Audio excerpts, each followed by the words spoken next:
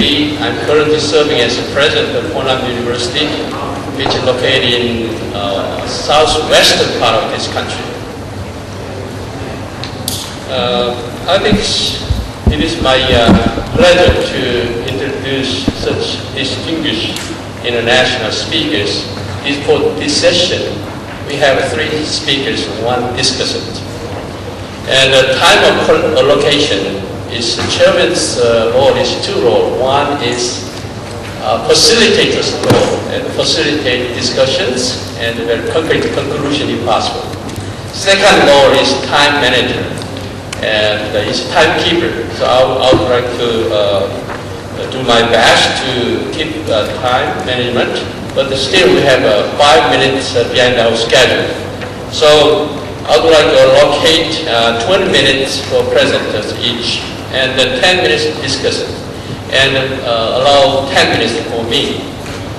So I think this with 3 speakers, they will cover different subjects in detail.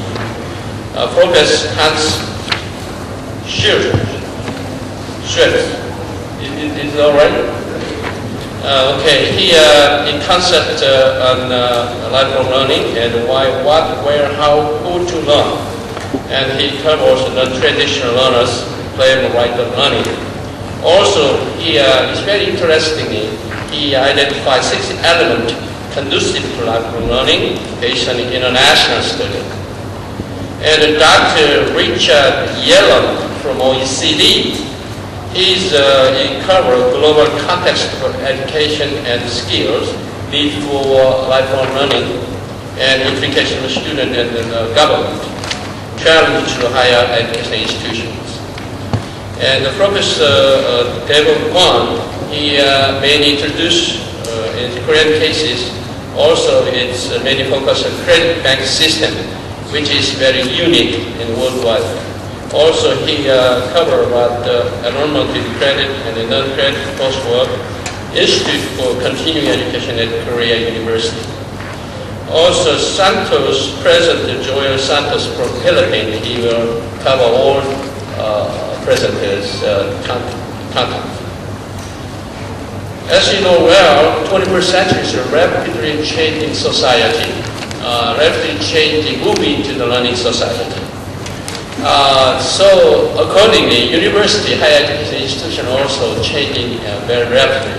The paradigm shift very rapidly, innovative. From ivory tower concept to learning industry, our concept, providers concept to client concept, and teaching oriented to learning oriented. Also campus-based higher education to e-campus or at campus. Off-campus or multi-campus or mega-campus concept. Also, the nature of higher education is changing too. For example, they need just in-time education because the environment of higher education very rapidly change. Technology change and the demographic changes and nature of learners change and teaching method change, curriculum must be changed. In particular, dramatic changes are occurring in demographic basis. I would like to use terms aging society, greening society at the same time. Also global society, high-tech society. These changes urge us to expanding our lifelong learning in the context of higher education. It is my privilege to introduce the speakers. First speaker is Hans Schuetze. He's originally born in Germany, and his career is very various careers. He currently Professor Emeritus and Lawyer Center for Policy Studies in Higher Education and Training, University of British Columbia, Canada. And his professional history is he has served as a lawyer, policy analyst, researcher in Germany, France, and the United States. Since 1991 to 2005, he served as a professor of higher education at the University of British Columbia, and served as the director of the Center for Policy Studies in Higher Education and Training. Since 2005, he served as professor emeritus and a lawyer in private practices, specializing in legal issues in education and in the protection of human rights. Also, interestingly, he introduced educational background with publication record. His formal education is he earned his degree from University of Bonn and Göttingen, Germany, and University of California at Berkeley, United States. As a member of youth organization, Boy Scout, this is various activities and sports teams and book clubs, military service, volunteer organization, and informal education. He described here is very interestingly through family, friends, college, reading, doing, traveling, and other experiences. And second speaker is, I don't have, unfortunately, detailized his resume yet, but he's a very big guy in OECD. He currently is, as far as I know, he's an email director, right? Yeah, email is the Institute of Management of Higher Education. Anyhow, he's a big guy. He's sketching all over the world and the higher educational scenes.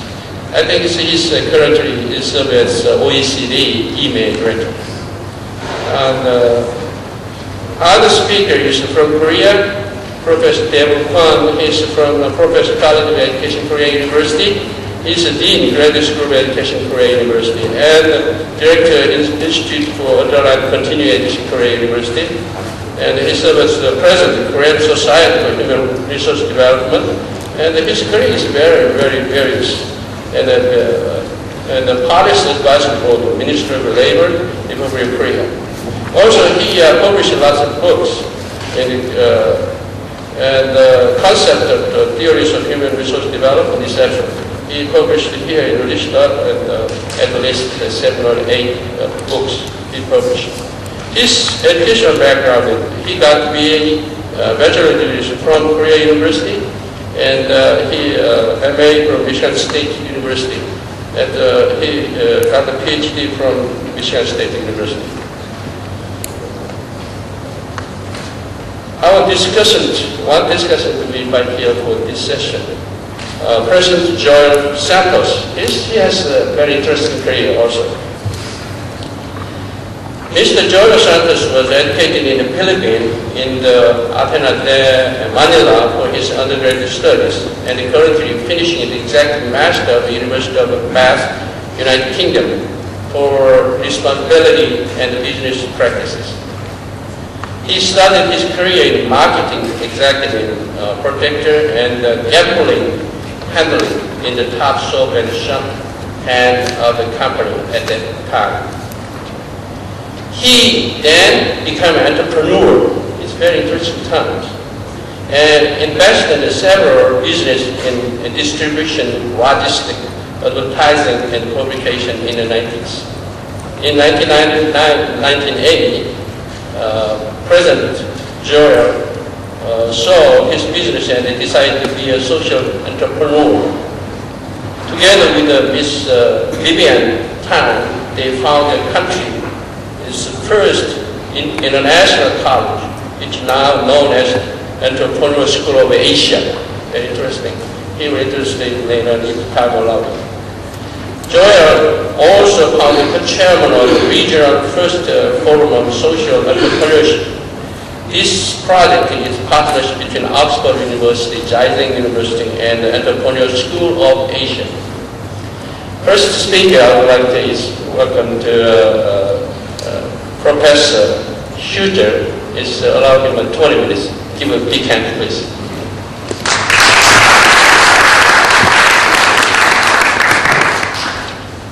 Good morning, ladies and gentlemen.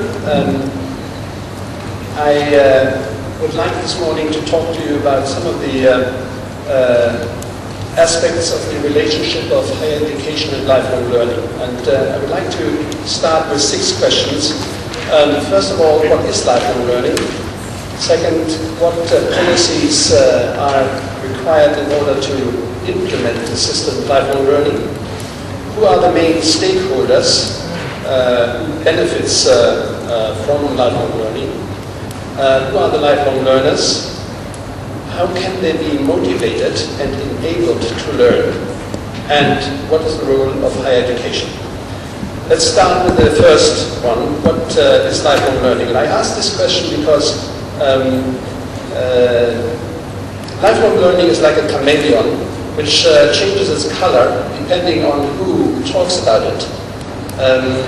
If a company trainer talks about lifelong learning, he means continuing training. If a minister of economic affairs talks about lifelong learning, he or she thinks of more global competitiveness, more productivity, eventually more taxes. If an adult educator talks about lifelong learning, he or she means more adult learning. So what is lifelong learning? The three elements I suggest are lifelong, that is in the name. It is life-wide, and I will explain in a minute what that means. And it is learner-centered. So it is not lifelong education, it is lifelong learning. So what does lifelong mean, lifelong learning? Well, it actually means lifelong. It is not just adult education, or continuing education, or skills adjustment, or human resources development, or third-age learning. It is the lifelong engagement in learning. While many writers suggest that we really can talk about lifelong learning only when people have finished mandatory school, I suggest that a very important part, maybe even the most important part, is learning before the formal education system enters in a person's life. What happens in the age between 1 and 5. And this is where, as we know from numerous studies about child development, that's where the foundations are learned for the motivation and for the capability of engaging in learning later in life. In order to make that operational, this term, I think we have to just recognize that there is a lot of informal learning going on, incidental learning, everyday learning, and I don't need to include this here, although I believe it is very important. I think what we talk about here is purposeful or organized learning, organized in, meant in a loose way though. Life-wide is more difficult to explain probably. It is clear that a man or a woman does not learn in school alone. I mean, many of you will remember that the most important things probably you did not learn in school. People engage in many organized learning activities, both in formal and non-formal settings. This is a technical language that the educationalists use to distinguish the formal education system, the schools, the colleges, the kindergartens, the universities, but distinguish that from the non-formal learning system. And we have quite a few of non-formal learning places where learning goes on, but it is not recognized that learning goes on. I show you an example. Let's not look at the right-hand side. This is what you all familiar with: preschool, compulsory school, post-secondary education and training. Look at the left-hand side.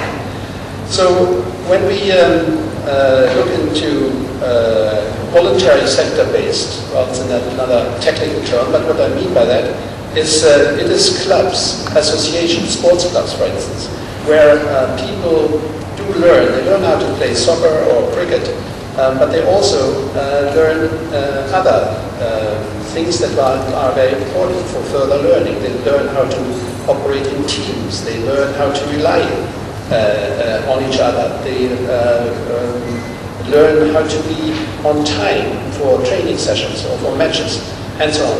community-based, the libraries, the museums, the theaters, the community-based institutions like Volkshochschulen, folk high school, whereby adults can learn what they want to learn outside a formal setting and mostly outside any formal certification process.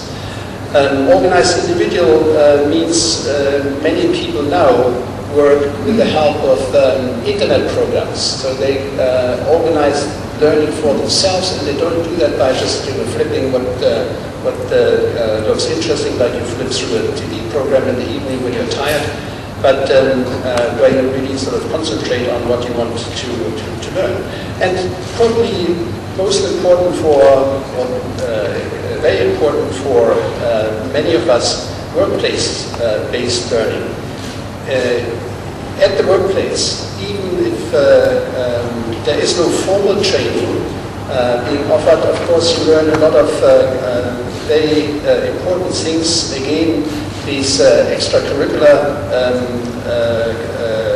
lessons you learn in being reliable, working in a team, being on time, being able to take responsibility and to supervise younger, newer members of the work team. There's a lot of learning going on in the workplace, and this is another of these non-formal education and training places that are loosely organized in terms of their learning content, because these are all organizations whose primary purpose is something else, namely doing sports, namely showing theater, namely and so on. And I would also mention some of the compulsory learning places, and these are prisons and the military. So where people come together and to serve time in the prison, but also to learn for the time after prison. The lifelong learning, the third component, is a very important one as well. It is a shift of emphasis from teaching and education, so from the formal system domination, to learning and the learner, to the individual and the process of learning. So in principle, what is learned and when and where and how it's learned is determined by the learners themselves. That is, of course, before, during and after the compulsory school period, where the state makes people to go to schools and learn in formal settings. Very important, I think, is that when we say that, it is the learner themselves that, of course, it is very important that the families and the schools do their job and encourage the young people to continue learning and make learning part of their later life.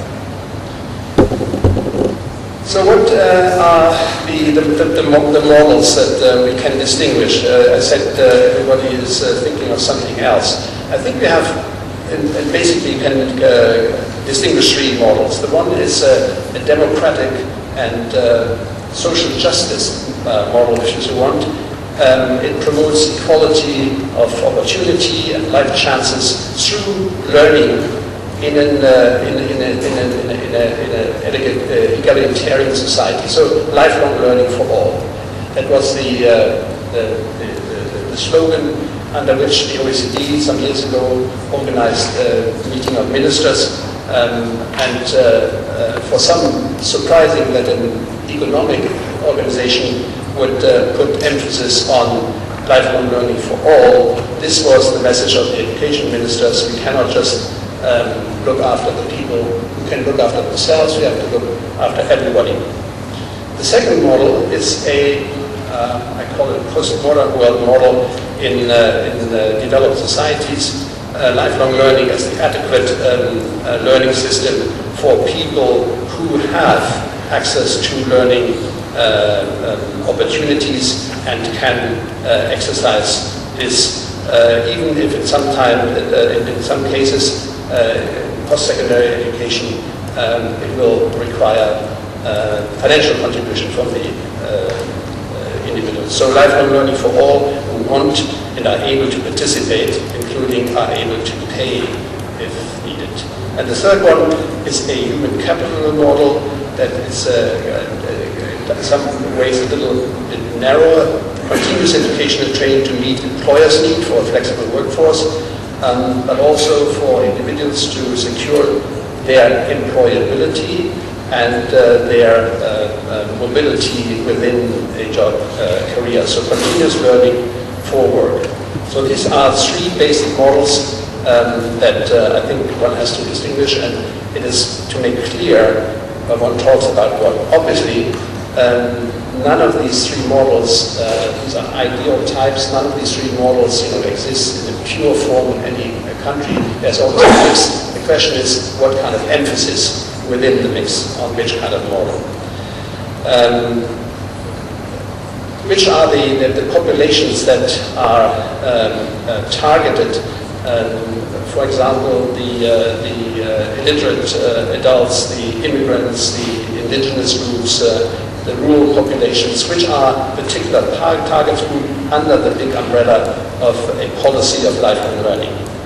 And the third one, important, what should be provided or financed by the state, and what could be done in public-private partnerships or can be left to the market. Now, when the OECD again in the 1970s started with the discussion about lifelong learning, then called recurrent education, it was very much the state that was seen as the main provider, the organizer, the coordinator, and the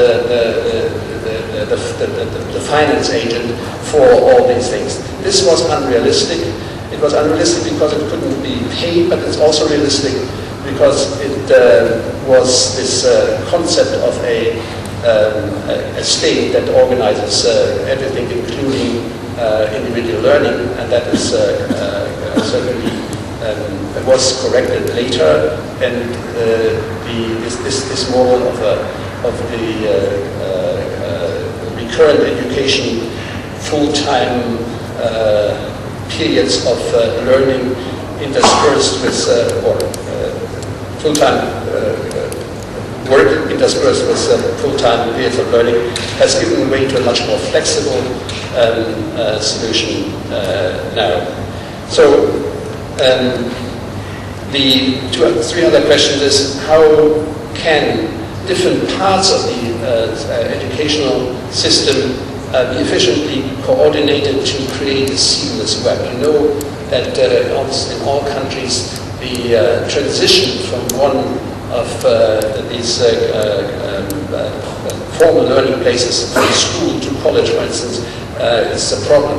The problem to go from a college to a university is a problem in many countries, including, I think, Korea, because the differences between these organizations are not articulated in a way that makes it easy for an individual to find his or her way through this maze. The fifth question, very important for lifelong learning, how can knowledge that has been acquired outside the formal learning system and has not been certified, how can that be assessed and how can that be recognized? We have in some countries some precedents for that. For instance, does Germany have in some of the Länder a system of external exams for people who want to go to university? If they can demonstrate that they know what somebody who has the baccalaureate knows, has learned in school, they can be admitted to university studies. So we have some models for that, but it is basically so far we have not made progress in the countries with respect to this prior learning and recognition of knowledge. And the sixth one, a big problem, again, that needs to be addressed by a policy, namely, how can the learner navigate his or her way through all these learning opportunities?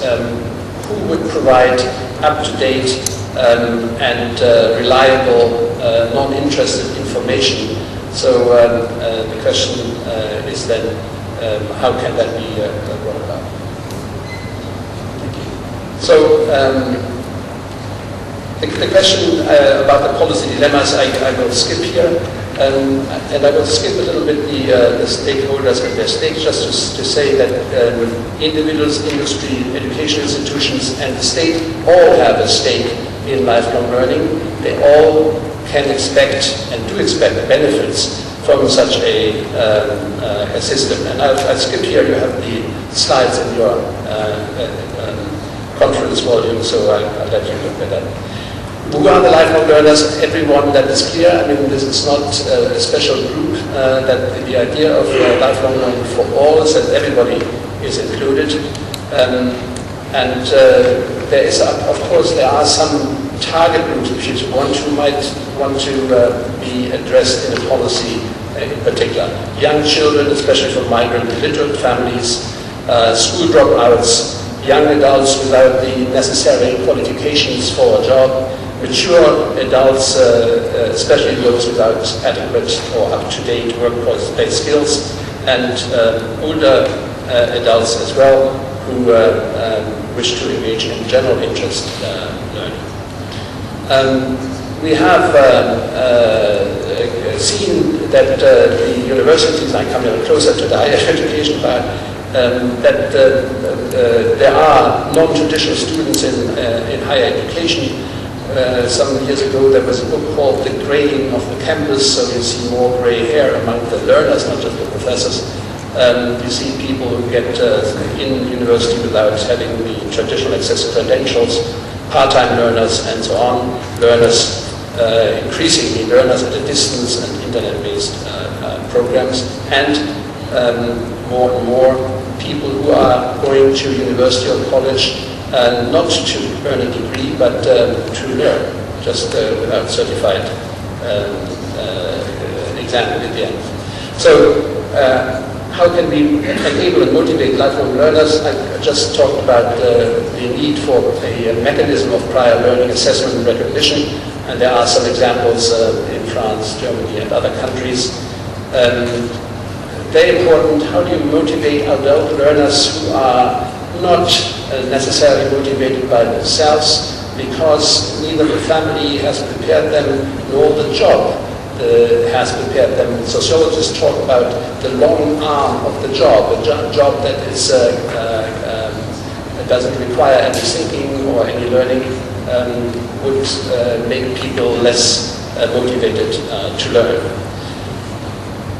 So I think important to make learning not a must, make it, motivate people, make it enjoyable, make it relevant for the learner.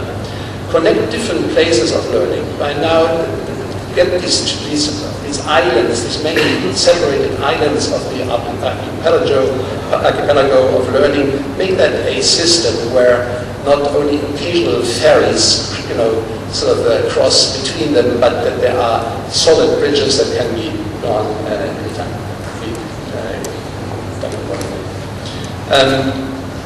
I'll have here several other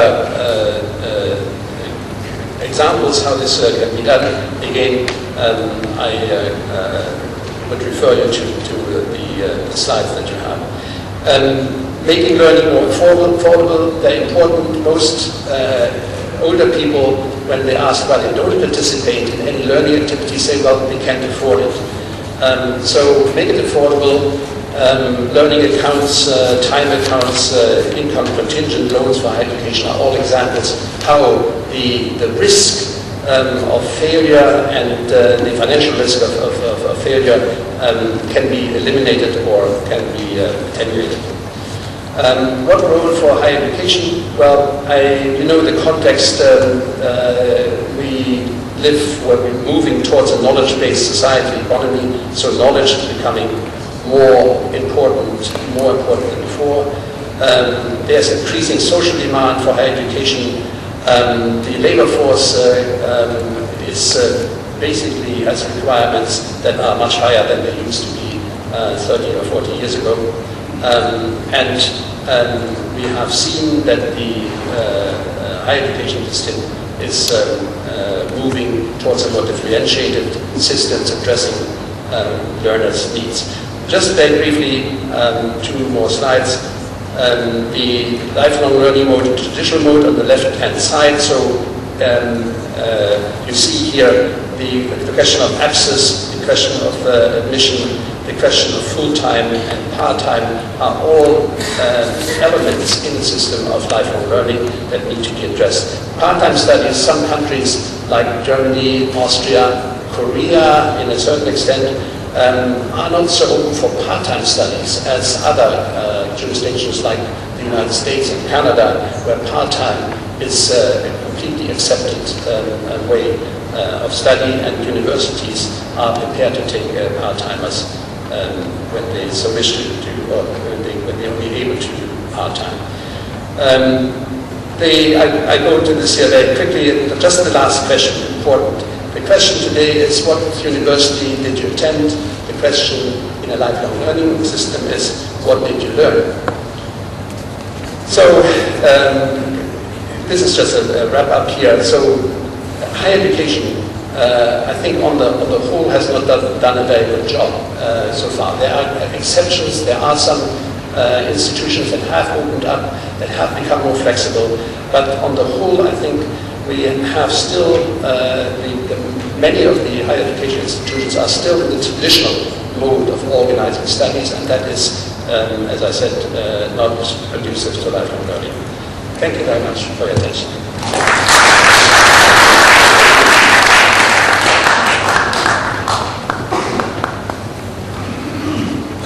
Thank you very much, Dr. Schuetze, and for his comprehensive, very informative presentation. I don't want to summarize it because in order to save time. So next speaker, I'd like to invite the next speaker to Dr. Richard Yelland from OECD. Give him a big hand too. Thank you.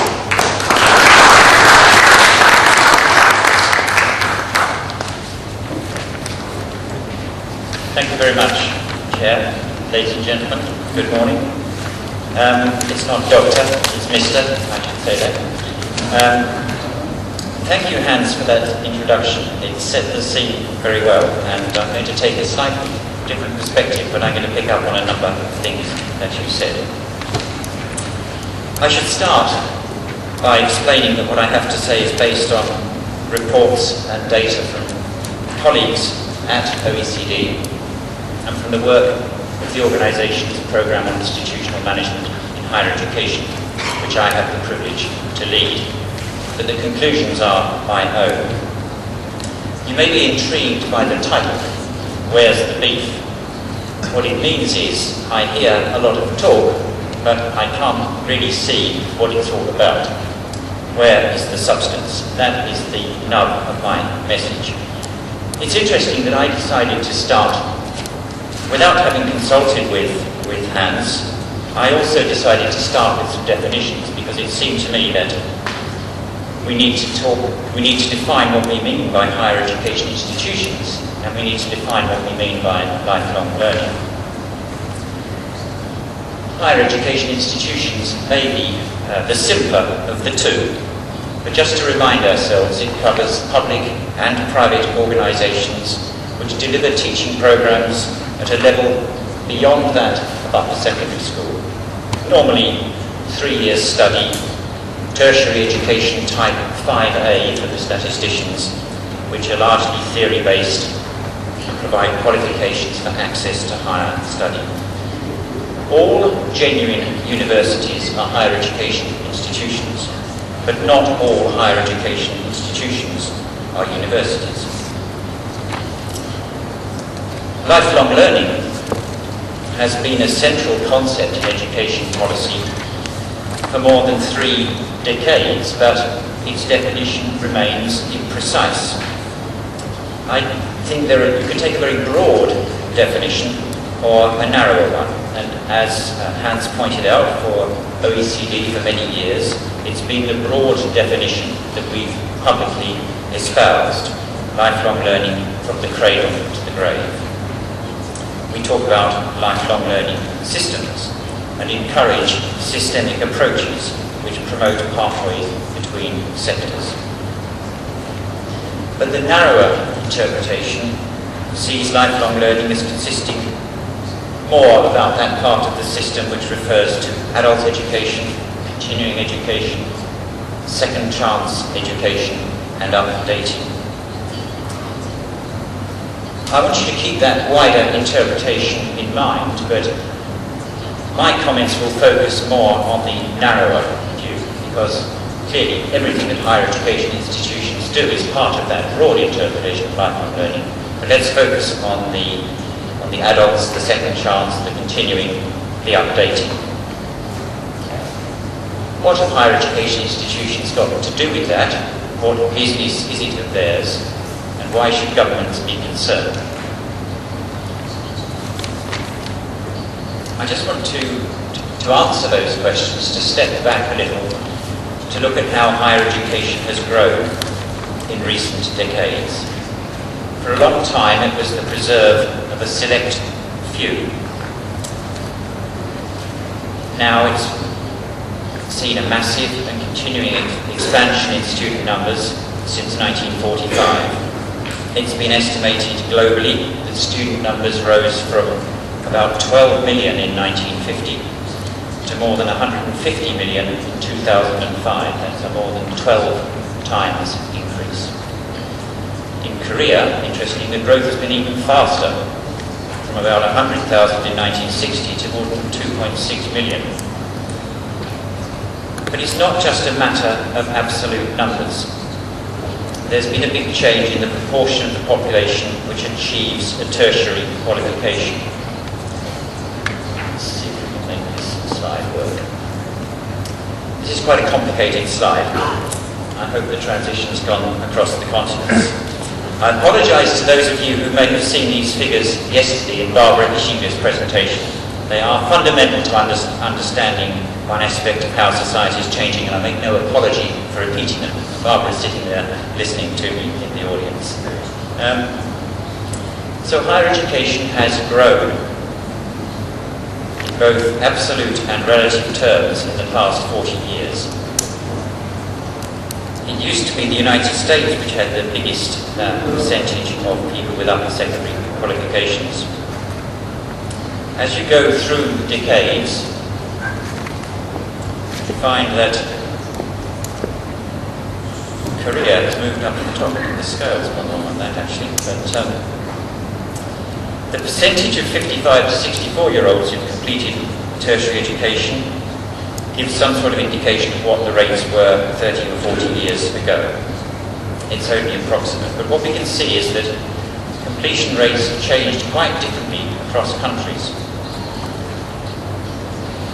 Korea has moved up 24th to 1st amongst the OECD countries for which we have data. Finland from 14th to 8th.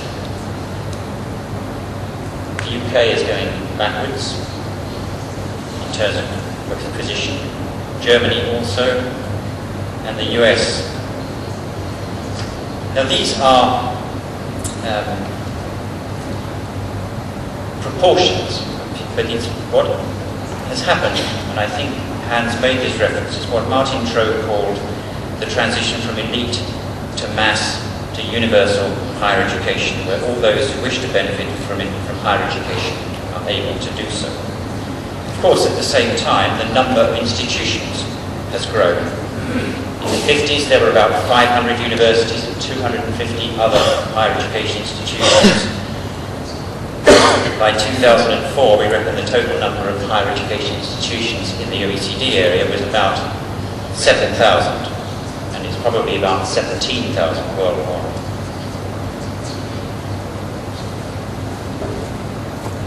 More students means more institutions, and it means that the existing ones get bigger.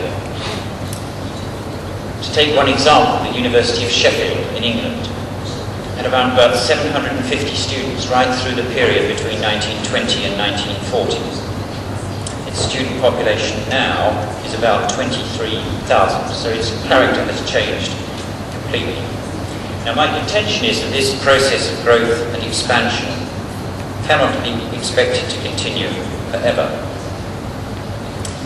This slide shows expected changes in the size of the 20 to 29-year-old age group in some OECD countries over the 10-year period 2005 to 2015.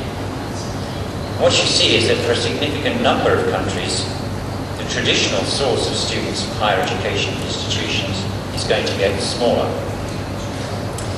Now my suggestion to you is that if you're in an industry where almost everyone who wants your product has got one, and the number of potential customers is going down, you might want to think about diversifying your business. Let's just remind ourselves of why higher education has grown. From the point of view of governments, especially governments in developed countries, higher education, research and innovation are essential to continued success. The experience of countries like Korea has demonstrated that without continuing investment, the economy and society will stagnate. OECD countries' capacity to compete in the global knowledge economy will increasingly depend on whether they can meet the fast-growing demand for high-level skills. This, in turn, hinges on universities' abilities to provide quality education that's adapted to the needs of business and society. Our estimates show that adding 1 extra year to the average years of schooling increases gross domestic product per capita by 4 to 6%. So, public investment in education pays off in terms of economic growth. It also pays off for individuals. In most OECD countries, better educated adults earn more than less educated people. They find jobs more easily and they are less likely to become unemployed. University-level qualifications continue to be valued highly everywhere. Even in countries with the largest growth of university graduates, earnings and employment prospects of graduates keep improving. And of course, more qualified people are more likely to participate in further training as adults. It's a virtuous circle. Learning begets learning. Private rates of return of investment in higher education vary between countries and also between age groups, but there is a strong positive relationship, let's see if we can see this, between the strong positive relationship between higher education earnings in each of the 23 countries for which we have data. And there's no evidence that this relationship is weakening as higher education expands. So if the average earnings in each of these countries are 100, if your education is below the upper secondary level in all of them, you'll be earning less than the average. That's the blue bars. And if you've got tertiary education, higher education, you'll be well above that average. That is the yellow bars. We also know that participation of adults in lifelong learning is strongly related to success in initial formal education.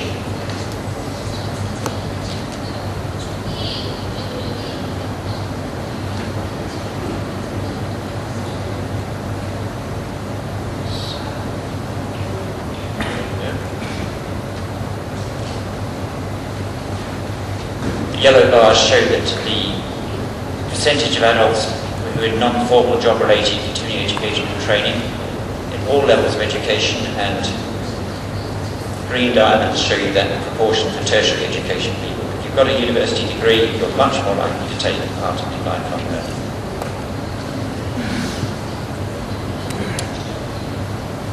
One last thing about demand. It's no longer national. The international market for tertiary education is expanding. 1975, 0.6 million students to 2.7 million in 2004. And that is a market which is not evenly distributed across the world. Some countries have a competitive advantage in providing good education, a comparative advantage, and they are trading on it. Australia is perhaps the best known example, Switzerland more traditionally. But there's more we could say about the demand for lifelong learning, but 20 minutes is not very long, and it's time to turn to the supply side, to the institutions.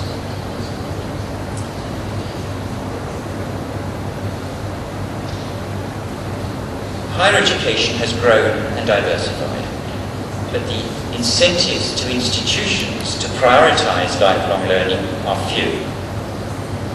Funding for many is still driven by historic cost data.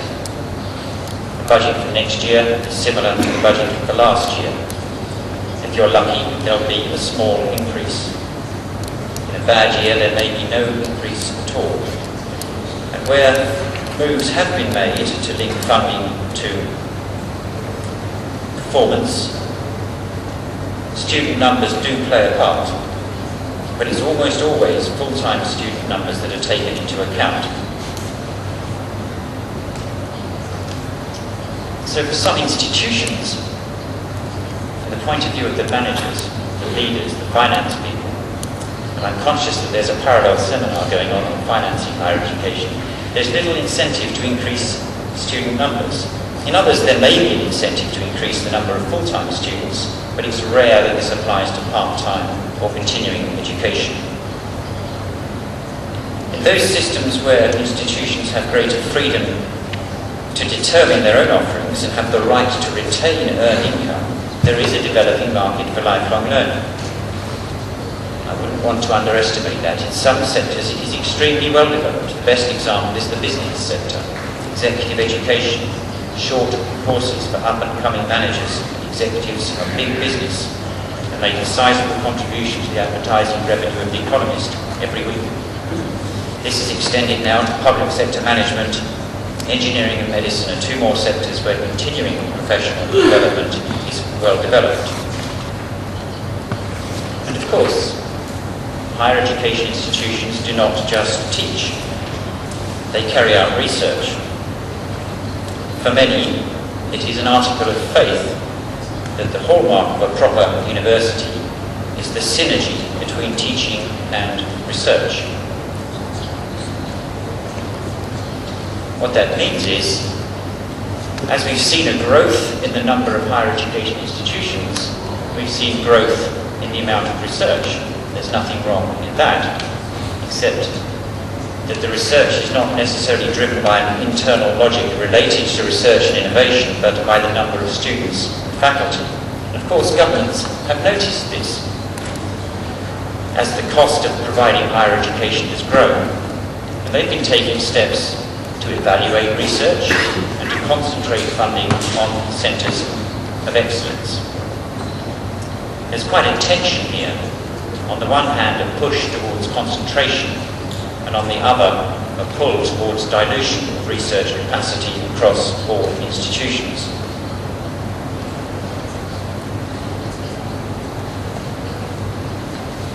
In the country where I was born, not the one where I live, the United Kingdom, the research assessment exercise galvanizes on a regular basis institutions to demonstrate the contribution that they are making to research in all sorts of disciplines, because their funding and their reputation depends heavily upon it. The recent arrival of international rankings on the scene is bringing another factor to bear. In fact, there are really only two. There's the Shanghai Jiao Tong University's ranking, which is something which anybody can replicate. Their criteria are quite clear. They're based on research excellence, citations, numbers of prize winners. The Times HEIs ranking takes more account of international staff and international students. You can criticize the methodologies, but they are open and they are having a disproportionate effect on institutional behaviour, on government policy, on media, and on public perception.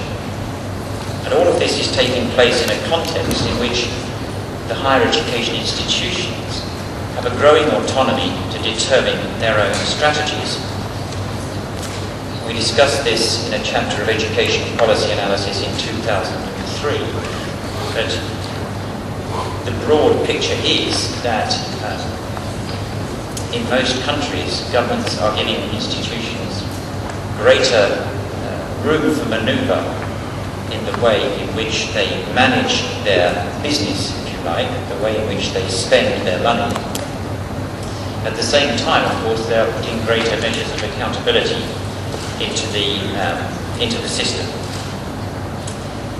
You only need to look at some of universities' websites to see where all this is leading. I won't quote any to you, but the focus on reputation, on research excellence, on teaching is strong and growing.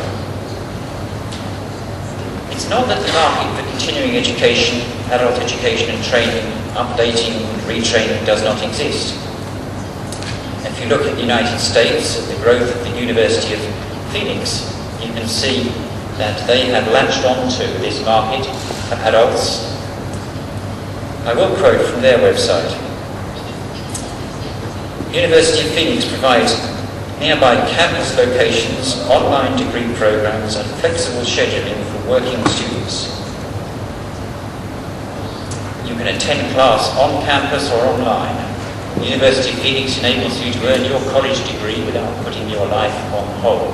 It's very clear who they're getting at in that sort of statement. And they're not just about short courses. They've just launched a PhD program in higher education administration. So competition from alternative providers is growing. Very few of the higher education institutions see lifelong learning as a priority area. Very few present themselves as such. Very few manage and organise themselves in the appropriate way. We recently conducted a survey of how higher education institutions contribute to regional development, economic, social and cultural. Lifelong learning is part of that. Our findings were similar. A lot of good ideas, some solid achievement, but no culture of systematic support from government or within the institutions. There is some good news, however. This is the last slide. There is untapped potential in the 30-plus age group. These are expected demographic changes within the population aged 30 and over in the OECD countries between 2005 and 2015. I expect you will find that those numbers will continue to be positive after 2015.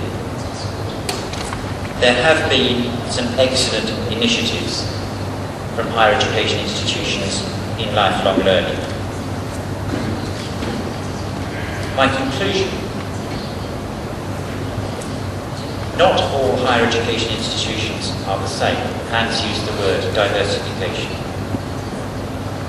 I'm not saying that every institution should be looking at this market. What I am saying is this: out of the world's 17,000 higher education institutions, only 500 can ever be in the top 500. That is arithmetic. It may be a noble aspiration to want to make that group, but the great majority are going to be disappointed. The rest cannot continue to keep on doing the same old thing. Their market is either declining naturally or because competition is taking it away. But there is scope for establishing brand identities which are different from the norm.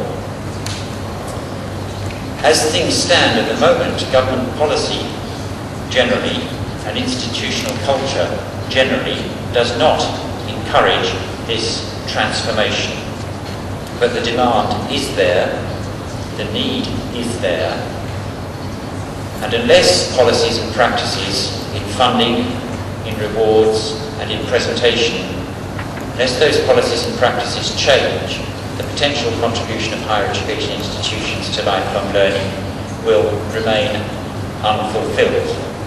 And that, I think, is something that we cannot, as societies, afford to allow to happen. Thank you.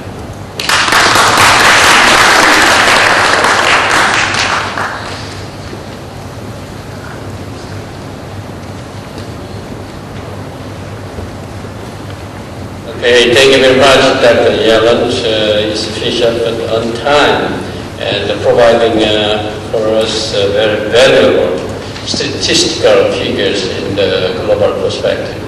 Struck on me one thing is there, one figure is foreign student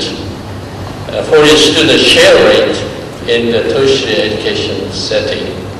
It creates a lost country. Unthinkable, but had to think. Thank you. Next speaker is from Korea University, and Dr. Dae-Bong Kwon. Welcome. Give me a big hand too.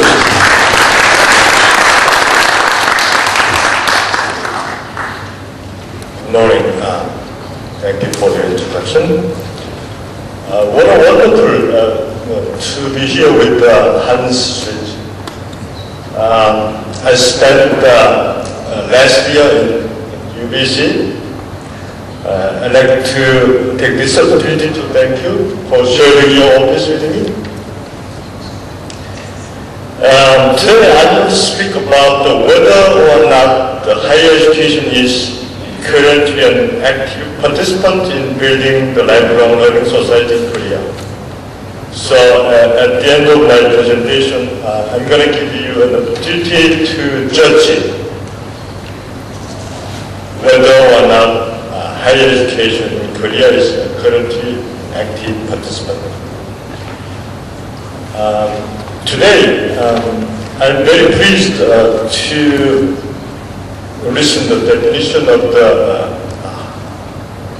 lifelong learning and higher education from Hans Schuetze, and the term, the genuine higher education institute from Richard. There are many post-secondary tertiary education institutions. The term, the genuine institution, as I understand, in Korea, the higher education institution in my presentation indicate really genuine institution, which is junior colleges and four-year universities. Junior colleges are composed of 2 or 3 years colleges. Junior college composed of associate bachelor's degree, and four-year university composed bachelor's degree. Those degrees are endorsed by the Ministry of Education and Human Resource Development. Let me begin with my content. Introduction, and I'm going to talk about the non-traditional adult learners, part-time students, the credit banking system, lifelong education center, which is attached to the higher education institutions, and cyber universities, which is similar to the University of Phoenix. They are providing the education through online. But these cyber universities are also accredited by the government, which is different from the University of Phoenix. Korea is regarded one of the countries that have had the fastest growth in higher education for the last decade. However, universities and junior colleges are facing an additional challenge: higher education in lifelong learning system. We are living a lifelong learning, lifelong working, and lifelong leisure times. In Korea, higher education began to focus on lifelong learning in 1980. Higher education becoming an essential stage in the lifelong educational process. I'm going to illustrate today's big picture regarding the important changes being made to lifelong learning system in traditional higher education institutions of Korea. Let me talk about the non-traditional adult learners in higher education. The movement towards a more accessible higher education system has brought about the participation of adult students in higher education in ever-increasing numbers. As a result, higher education is quickly and well prepared to adjust adult learners beyond young and regular traditional students. That is, higher education is actively adjusting adult learners to a lifelong learning society. A feature of modern higher education is the adultification of higher education. I'm going to show you next two sets of data, which might serve an approximation for estimating the extent to which adult students have been engaged in higher education during the last 5 years. Table 1 shows percentage distribution of adult students at universities from 2002 to 2006. In 2002, we did have 1.7 million total number of students. And we did have about 6.5% of 26 years old and over. In 2006, we do have a total of 1.8 million students, but the percentage of older students remained around 6.1%. In spite of the continuous increase of the participation in higher education, surprisingly, little change has been shown in the proportions of adult students in universities in Korea, I mean 4-year universities. The growth of adult students in higher education has not appeared for a long time. In the meantime, percentage distribution of adult students at junior college is different. Unlike the case of universities between 2002 and 2006, the proportions of adult students have gradually increased from 7.53% to 12.31%. It is acknowledged that junior colleges are playing a more significant role in the aspect of making wider participation of adult students in Korea. The proportion of students older than 26 years among all new entered students in university is just 1.7% in comparison to 16.9% in junior colleges. Due to the strict and rigid exam qualification criteria as entry screening systems presently put in place in universities by the government. Regarding part-time students, the enrollment of part-time students strengthens the ties between workplace and school. This system, established in 1997, is to provide much wider opportunities for both workers and housekeepers who have missed their opportunities for regular higher education due to financial difficulties or lack of time. Through better access to a standardized curriculum offered by universities and junior colleges, part-time students seek ultimately bachelor's degree. On April 25th, 2007, the Korean Ministry of Education and Human Resource Development announced a development plan which includes detailed policy tasks that envisioned innovation for part-time enrollment system. This plan contains deregulation of university student quota, independent curriculum and program for part-time students, and more flexible academic affairs, including the expansion of maximum credit number to register post-semester and thus spreading of online evening and weekend class. In 2002, only 4,212 students were enrolled as part-time students. Besides, the number of students enrolled as part-timers had decreased to 3,167 in 2004. As a result, at this point, this system does not seem to contribute to building lifelong learning society through higher education institutions. We do have credit banking system. This system is to promote the development of open and lifelong learning, which this system makes it possible for anyone who accumulates the necessary CBS approved credits to obtain an associate or bachelor's degree.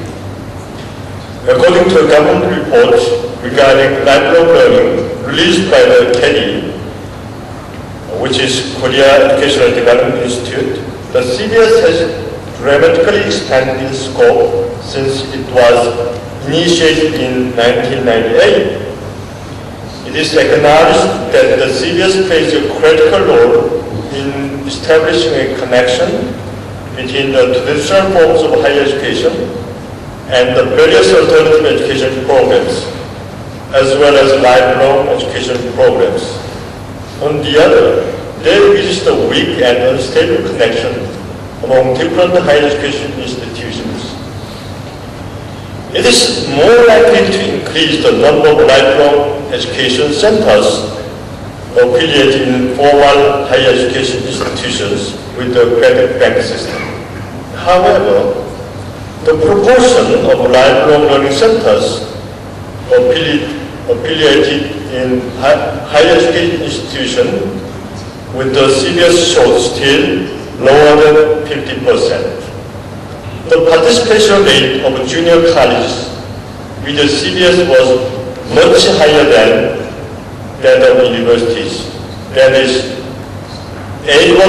almost 82% of junior colleges are participating, while about 65% of universities are participating. For formal higher education institutions, in short, junior colleges are positively engaged in promoting linkage and networking with the credit bank system rather than universities in Korea. The revolution in ICT makes it possible to increase dramatically the educational access through dramatic innovations in the delivery of higher education. It is noticeable that universities are empowered to become genuinely lifelong learning institutions. In Korea, there is two types of utilizing the ICT in higher education. Cyber universities at the level of undergraduate and the cyber graduate schools in regular universities. Other than that, we do have huge number of students, which is the Korea National Open University. I'm going to address the extent to which these institutions play a positive role as an authentic promoter in establishing the lifelong learning society, or at least providing open access to higher education. The number of enrollments in cyber universities has dramatically increased since 2003, even though there has been a steady increase in the number of universities. Over the period from 2003 to 2006, the total number of cyber university students has increased by 259%. But the number of students admitted at cyber universities has fallen by 0.95%. The number of cyber graduate schools has not changed. Of the period from 2003 to 2006, the number of students studying in cyber graduate school has increased by 218%. I'm going to conclude as some expected roles of higher education institutions in lifelong learning. I have examined some indicators in order to verify whether or not higher education institutions in Korea are positively performing as an authentic facilitator in lifelong learning. Unfortunately, it is difficult to conclude that current universities and the junior colleges fit well into lifelong learning system. To enhance the access for adult students, the most innovative change that will be needed is the establishment of much more open admission policies and for the deregulation of student admissions. The introduction of more flexible and open learning systems in and out of the different modes of higher education will encourage students to start and maintain their studies. I thank you for your attention and listening. Thank you so much.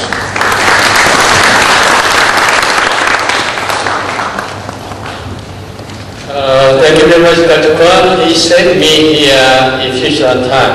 Really appreciate it. Next speaker, discussant, is thank you for your patience. So, President Santos will be a discussion on the three presenters. Thank you.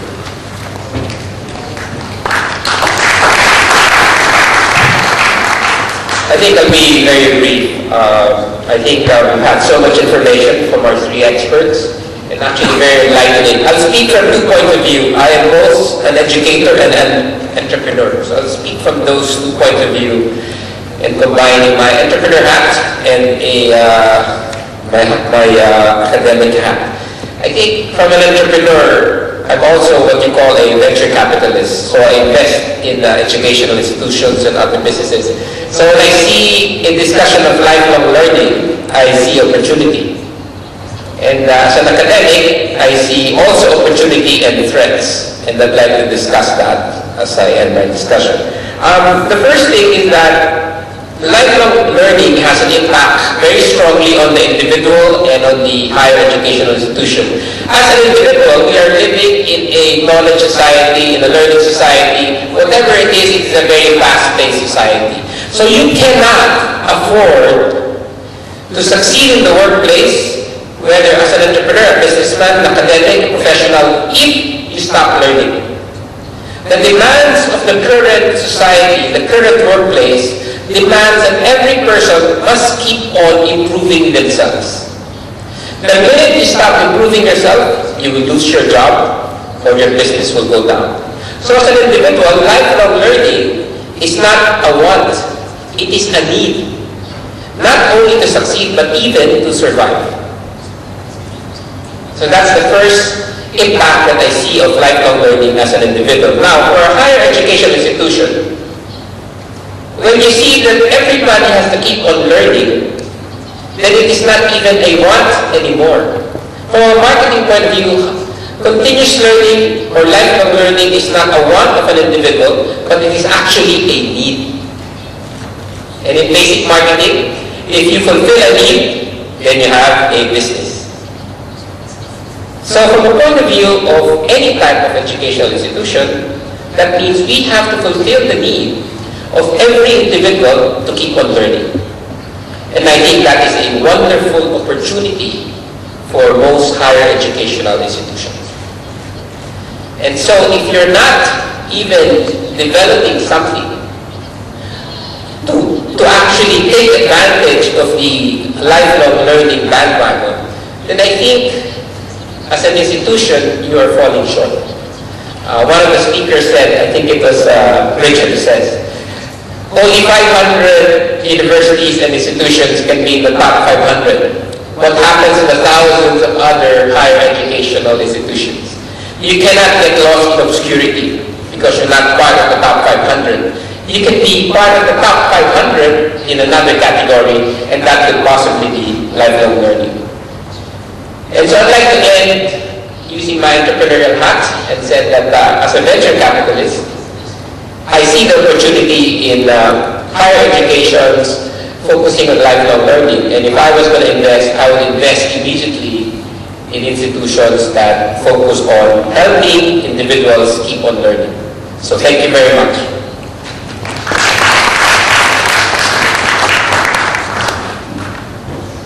Thank you very much, President Santos. And he saved 5 more minutes, 6 minutes actually.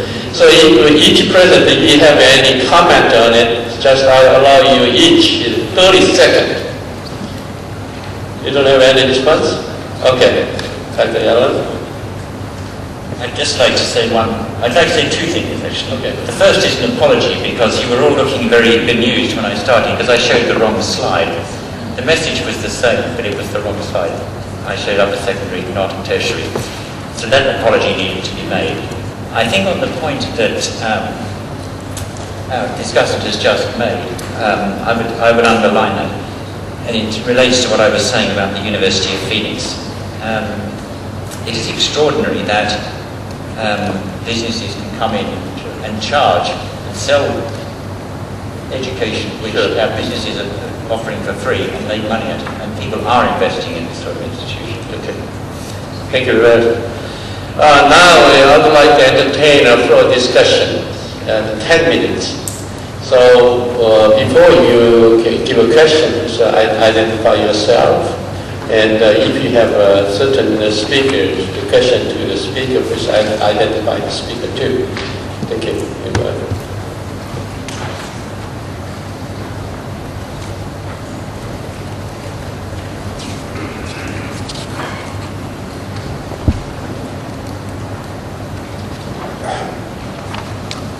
My name is Yong Jung Kim.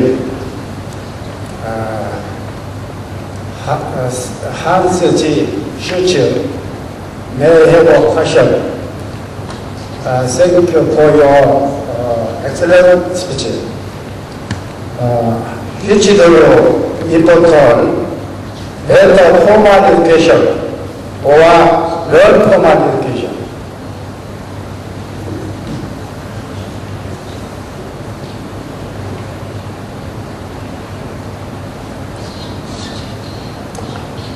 Well, the answer to that is there are many places that where people spend part of their life whose first objective is not learning. The workplace is a good example. People are there to produce, to goods or services. Yet the workplace is probably one of the most important non-formal learning places. And many companies, I think, have understood that the work has to be organized in a way that it is conducive to learning. I mean, we heard yesterday from Professor Fukuyama the description of the transition from the Fordist, from the Taylorist organization of the workplace to a flatter hierarchy, to a learning organization. And I believe that without losing the priority in these companies, namely to produce, to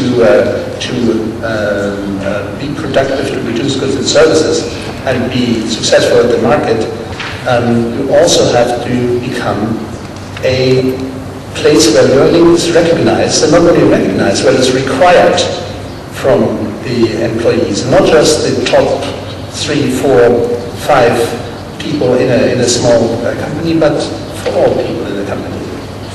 Thank you.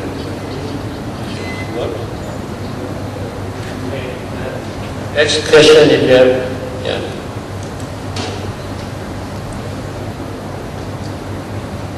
Oh, back there first. Yeah. And then you're next. I am usually the president of Dae-Bong University and also the chairman of the Korean online universities. I'm not asking, just I'd like to make a comment. in my opinion, the cyber university is the best instrument for the lifelong education. And as I think as Professor Kwon mentioned in the presentation, because it is not restricted by the location and the time constraint. You can study online without going to the school, so that's very good, strong instrument for the lifelong study. In case of the workers and housewives, it doesn't have much time for study. However, is the general perception of the cyber universities in Korea is not favorable to the cyber universities, and they are full of government regulation. So, particularly on the student admission, regulation is very severe in the cyber universities. So, market is very fast, but because of the government regulation, cyber universities in Korea is not growing very fast. So I like present here and many speakers here. So more concerned about this government regulation of cyber university in lifelong education. Thank you. Thank you very much for your comment. Next question. Hello. My name is Ki-Hong Kim from Hanwha Global University. I'd like to point my question especially toward those delegates from OECD. Yesterday and today there were high emphasis on how many foreign students are enrolled in particular schools and particular universities. And if I look at some of the phenomena, perhaps the US where the high research is going on, other developed countries tend to send students to accelerators and nuclear research, things like that. But OECD's concern seems to be that for OECD countries, how many of the students from developing countries are being enrolled? That seems to be the issue here. Not just how many foreign students are educated in a particular country, but how many developing countries students are being trained in particular OECD countries.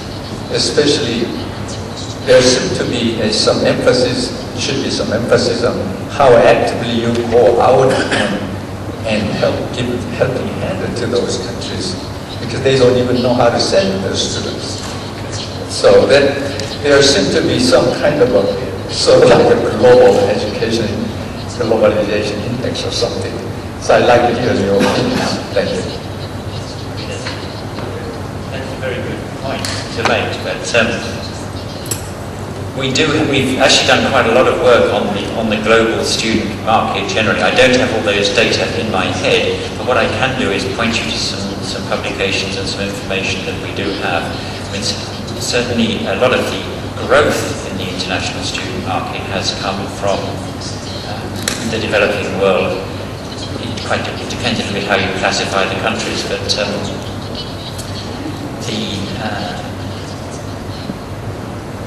the issue which has often been concerned is not so much where the students are coming from, or whether they actually go back to the countries that they've come from in the first place, the whole brain drain issue. But this is a subject which has been the object of a lot of analysis, and I'd be very happy to talk to you about some of that data afterwards. Yeah, and the other issue which I want to also add to that is how you're going to mobilize the students. For example, bring them to particular countries there. They'll be educated, or even sending the faculties out to them. How to mobilize them. That's right. I mean, countries have a lot of different programs for doing that, and some do it more than others, and there is a whole range of exchange and partnership programs between institutions in different countries. Maybe not as much as there could be, but there are some. Okay, thank you very much. Thank you very much. And that, Mr. Chairman. Okay. Actually, what we're, as Asian institutions, what we're realizing is that our students from Asia are all going to the West to study. And I think it would be good as a thought for us Asian universities to try to invite this time the West to come to Asia to study. Given that it is called the Asian century, I think it's about time that more Western students come to Asia to really learn what we do, since they want to do business here, instead of us always going to the other side trying to learn from the West. Okay. Thank you very much. Do you have a further question? One more. Okay.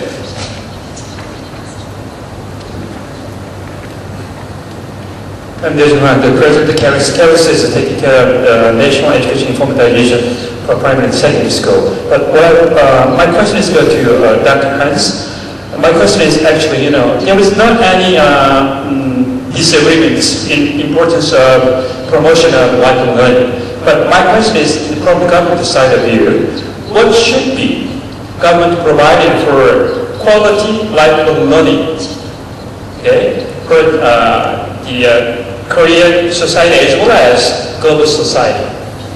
I think that there should be kind of a national guideline or global guideline to assess the quality of lifelong learning programs as well as systems. So these things should be addressed. Okay, what could be done, or what kind of things could be done? Yes. Yeah, thank you. I think that's an important question. What can the government do to increase the information about the quality of programs? I believe that, first of all, some of these courses that are not mainstream courses in the universities sometimes are of lower quality than the ones that are provided for initial studies. So continuing education, for instance, units are of various qualities, some very high, but also some second order. And I think one of the policy instruments would be to encourage or require quality assessments of these programs. I mean, the whole movement of quality assessment has sprung up, I believe, as a result of the greater internationalization of students. I'm sometimes very astonished when international students come to our university, what they know about our program. They know much more than Canadian students know about it, because they have informed themselves, and Canada is not as good as some other countries that have regular quality assurance exercises. But the information is sort of open about what is provided, and how many people succeed and how many drop out and so on. So I believe this is part of this, of one of the main policy measures I believe are required, namely an information system about what can be learned and how long does it take, how much does it cost in terms of time and money, and what are the qualifications, what can I do with when I come out with what is certified as my knowledge. And I think that is where government could do a great job, I think, a necessary job. Okay, Dr. Kwon, it's just 30 seconds.